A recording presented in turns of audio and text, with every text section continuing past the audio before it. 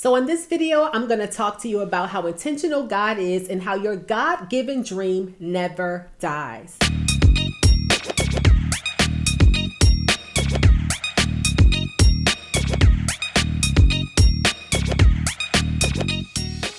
Cure for the Soul is dedicated to inspiring believers and equipping them with the necessary tools, resources, and knowledge to live out their God-given purpose. So if you're in leadership, if you're looking to restart, or grow a business or ministry or a big idea, this is the type of content that you need. You're called to the marketplace. If you are called to lead, if you are a high achiever, this is the type of content for you. Welcome. My name is Latanya. I founded Cure for the Soul. I'm a writer, an artist, as well as a publisher and a businesswoman. My passion is helping believers to get unstuck so that they can move and operate in their purpose, in their calling for the rest of their life. Sometimes that can vary depending on the seasons that you find yourself in. Sometimes it can take decades for God to call you into that complete call during that particular season. Since I have been a recipient of seeing that process operate in my life for 3 decades, seeing the handprint of God on my dreams and my visions that I thought were dead, I want to help you to discover your purpose or clarify your purpose so that you're no longer wasting time with the rest of the days that you have on this earth. So let's get right into the topic. Being stuck and being in limbo is hard, right? Especially when you believe that you've had a big dream that you know, even the way that the dream came to you, you couldn't have made up this dream on your own. That's how I have felt for years. You know, I've done a lot of jobs, I've been in a lot of places, but I've always felt a burning desire to do the thing that God gave me a vision for when I was in my bedroom one day. I had moved into my first home. I was about 21 years old, and then I started songwriting. But then at a certain point, I got a vision and an idea to publish and to write. I had never been a writer. I had written songs, but I wanted to write. I just didn't know what I was going to be writing. I knew that I was always inspired, but I knew as being a Christian, how can I only write a certain type of book when the Lord is in everything that I do? And this is crazy because as we look at the life of Moses, let's go ahead and read the scripture together. As we all know that Moses killed a man before, right? Because he had a desire to help his people. And I have always had a desire to do something and to encourage and motivate and inspire people to reach higher and live out their God-given dream on purpose. So let's take a look at this passage. I'm reading from the Amplified Bible. Exodus 3. Now Moses was keeping the flock of Jethro, his father-in-law, the priest of Midian, and he led his flock to the west side of the wilderness. And he came to Horeb, the mountain of God. The angel of the Lord appeared to him in a blazing flame of fire from the midst of a bush, and he looked, and behold, the bush was on fire, yet it was not consumed. So Moses said, I must turn away from the flock and see this great sight, why the bush is not burning up. When the Lord saw that he turned away from the flock to look, God called to him from the midst of the bush and said, Moses, Moses. And he said, Here I am. Then God said, Do not come near. Take your sandals off your feet out of respect, because the place on which you are standing is holy ground. Then he said, I am the God of your father, the God of Abraham, the God of Isaac, and the God of Jacob. Then Moses hid his face because he was afraid to look at God. The Lord said, I have in fact seen the affliction, suffering, desolation of my people who are in Egypt, and have heard their cry because of their taskmasters, oppressors, for I know their pain and suffering. So I have come down to rescue them from the hand power of the Egyptians, and to bring them up from that land to a land that is good and spacious, to a land flowing with milk and honey, a land of plenty, to the place of the Canaanite, the Hittite, and the Amorite, the Pezerite, the Hivite, and the Jebusite. Now behold, the cry of the children of Israel has come to me, and I have also seen how the Egyptians oppress them. So verse 10 says, Therefore come now, and I will send you to Pharaoh, and then bring my people, the children of Israel, out of Egypt. But Moses said to God, who am I that I should go to Pharaoh and that I should bring the children of Israel out of Egypt? And God said, certainly I will be with you, and this shall be the sign to you that it is I who have sent you. When you have brought the people out of Egypt, you shall serve and worship God at this mountain. Now, I'm not going to read the rest of Exodus. However, we all know how the story ends. The fact is, Moses didn't believe that he was qualified to do it. He even asked God to send someone else. He asked God, who should I say has sent me? I am have sent you. I am that I am. You know, I'm the God of Abraham, Isaac, and Jacob. God is the I am of any dream, any vision, anything that we have ever gone through. He's the God of the resurrection. He's the creator of everything. Even the businesses that we have gone to work for, even the things that we're building, the places that we live in, they're all made from his resources. The ideas, the really good ideas, such as automobiles, airplanes, light bulbs, etc., all these innovative and life-changing ideas, they all are God's ideas because they're made from people that he created, and they're made from the creativity of the mind that God has given them, and they're made from his resources. Our God is super creative. He's supernatural. He can bring anything out of everything. He can bring everything out of anything. The things that you thought were dead, the things that you never thought he could make a miracle out of, whether it be your health issues, whether it be your failures in business, whether it be your failures as in parenting, things that you believe that you would never have a second chance to do. God is the God of the resurrection. And I'm saying this, and I'm talking about how Moses, he originally thought that he wanted to help his people. And when God came back, he's looking like, well, who am I that I should help my people? But God knew his name. God knew his assignment, and God knew why he saved him in that basket when the Pharaoh at that time wanted to kill all of the newborn boys. So I want to inspire you today. I'm going to show you something. I had a vision to become a publisher, a magazine publisher, exactly in 2000. At that time, I gave up the place that I was living in and asked my dad if I could move back in so that I could save money to move to Atlanta. I know he was probably looking at me from, or my family was looking at me from a age where people would say, why won't you go get a regular job? Because I do nails and it is a regular job. Why won't you do this? Because this is what I do. Why won't you go and finish college? Because I have a dream and a vision.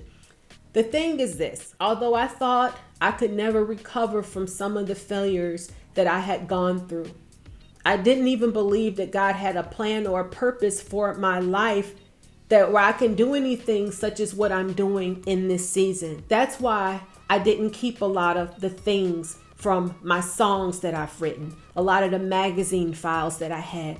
I got rid of it because I didn't believe that it would be worth anything.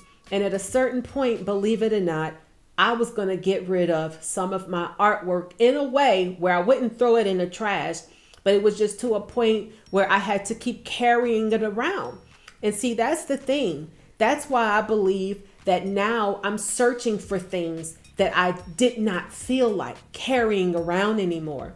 And I'm praying that God restores those things in my life to the best way of his ability that I can have access to those things. And I want for your life to be full. I want him to restore the things that you thought were lost.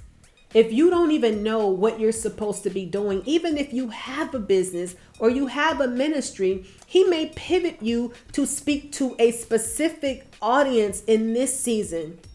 Cure for the Soul started off as soul work, dealing with the mind and will and the emotions, dealing with current events, defending the faith, discernment.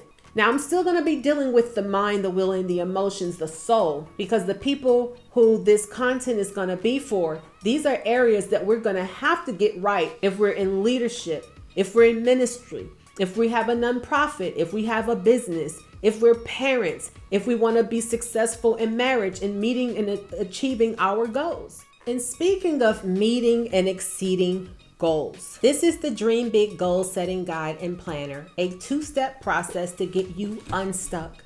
Even if you know what you're doing, This process alone is going to help you to clarify your mission, to clarify your purpose. If you don't even know your purpose, but you know that you're supposed to do something, this process is going to get you started. It helps you either to discover your purpose or to clarify it. You could be doing a business, but that could be the end of the season for that particular business. You could be doing a ministry, but that could be the end of the season for that particular ministry. But you want to clarify that. Even the planning system alone is going to get you unstuck. It's going to help you to accelerate because it has a built-in system that God gave me. After setting goals for over 2 decades, I have been able to learn even from this system that God has given me. The only way that this is offered is you have to attend a Dream Big Goals challenge. If you cannot make it, still put your name on the list because it will be offered only during the times that the challenges are available. Please, I encourage you today to get going. Don't let the rest of your year, the rest of next year, or the rest of your life pass you by with going with the wrong purpose. Sign up for the next challenge now at dreambiggoals.com. The link is below. So I want you to be encouraged. I would go to the Lord and ask him, what am I supposed to be doing for you in this season of my life? What am I supposed to be doing? What would you want the work of my hands to be focused on? Where should I be toiling? Where should I be laboring? I pray that you take that to the Lord so that he can show you, if you're working a 9 to 5, how to get out of that 9 to 5 by obeying him and following his plan of wisdom.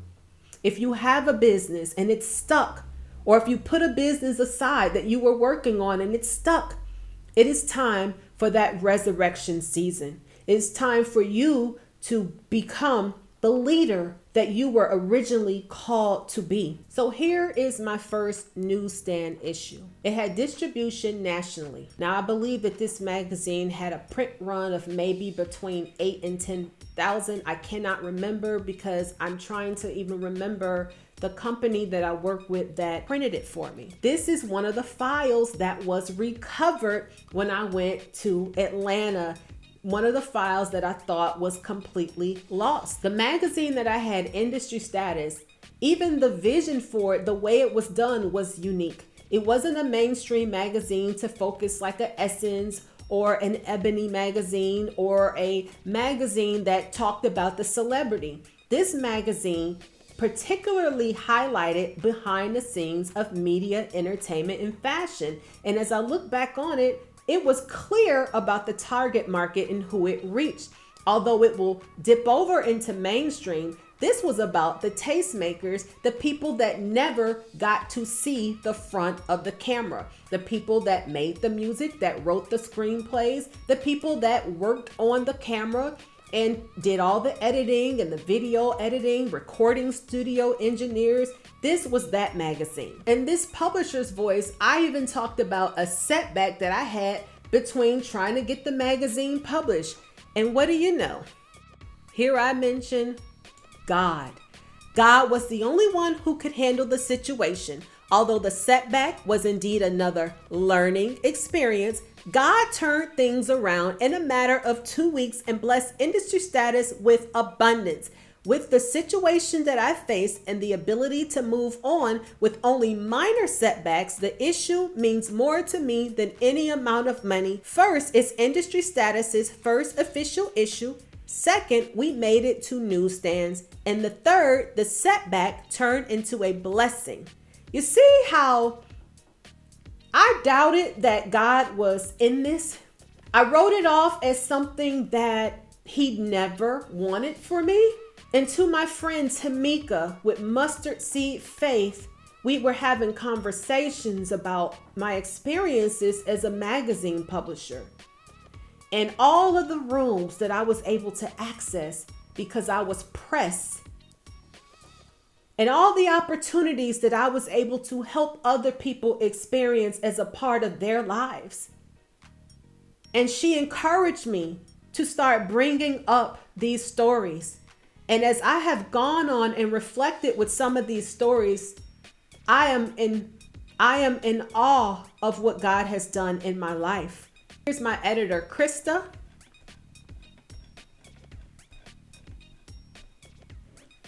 So let's take a look at this masthead together. Here we have LaTanya, the publisher. You see how big the team has expanded since the last masthead that I shown you all? We had expanded to, we have a senior writer at this time, Raheem, which was awesome. I had a copy chief that tore up and ripped up the copy on the magazine. I learned so much from her, Billy Cox. I expanded into a director of operations, Sean M. Rush, which has gone on. All these people have gone on to do big things. They are still very respected in the industries that they are in. Kimberly Webster, Kimberly Maxwell, Kim Maxwell, a celebrity fashion stylist, which was a close friend of mine. Fashion writer, contributing writer. See how the writers had picked up? Contributing photographer. The team had grown. Newsstand distribution consultant, media relations. I had a publicist. I had an entertainment lawyer as well that was well known and very respected that took on industry status pro bono. Roswell, Georgia.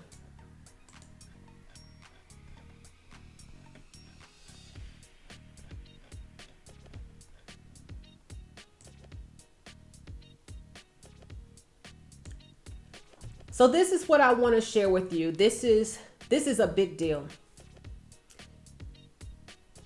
Because I pulled up this file and I haven't read this in years. I don't even remember what I wrote. So this was published in 2004, I believe, but it was written in 2003. 20 years ago. And in this article, I talked about keeping you inspired, which is the same exact things that I'm doing today. And it said, believe in you. And mind you, this was a secular magazine. But I'm going to point out something. I talked about having a dream and going after your dream about 15 times in here. However, a dream is worth more because it is something you can envision. A dream defines you and what you stand for. And look at what I wrote here. And I'm also talking about goals. Look, goals. Goals. From the date of conception in our mother's womb, God had a plan for each of us. God gives us all extraordinary gifts and talents, but the puzzling thing is that many of us do not realize this. Now, I talk about gifts and talents and dream big goals. I hadn't even read this, you all, until a week ago.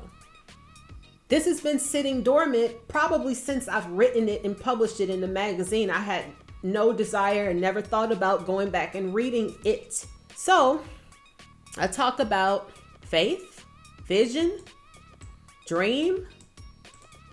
I talk about setbacks, roadblocks, road to success, faith, abilities, and what do you see? Dream big. Dream big goals.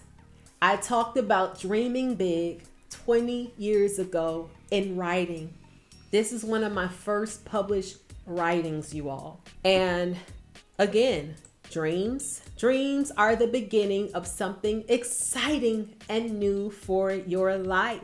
Believe in yourself when no one else does. See, the only way that I was able to get people to work with me is because they had to believe in what I was doing. And it ends by saying, fight for your dreams and believe in you. You have to believe in your abilities that God has placed inside of you. You have to believe that He is the God of everything. He's the God of all wisdom. He is wisdom. He's the only God that knows how to get you to your destination when you thought that the dream had died. Moses went on to live an ordinary life, a hidden life, just working for someone to live, right? Just like you're working for someone, possibly just to pay the bills. Or you have a business, a ministry, a nonprofit, a big idea to write that book, to write for someone, to produce something, to produce a screenplay, to coach someone, to help someone to overcome abuse, to help someone to build something. You are a champion for someone. You are a voice for the voiceless in some. It is time for you to tap back into that thing. Because our God, if He gives you a dream, Moses is living proof and LaTanya Quinn is living proof that your dream does not die. So again, if this video has blessed you or resonated with you in any kind of way, don't forget to like, comment, share, and subscribe. God willing, I will see you on the next one.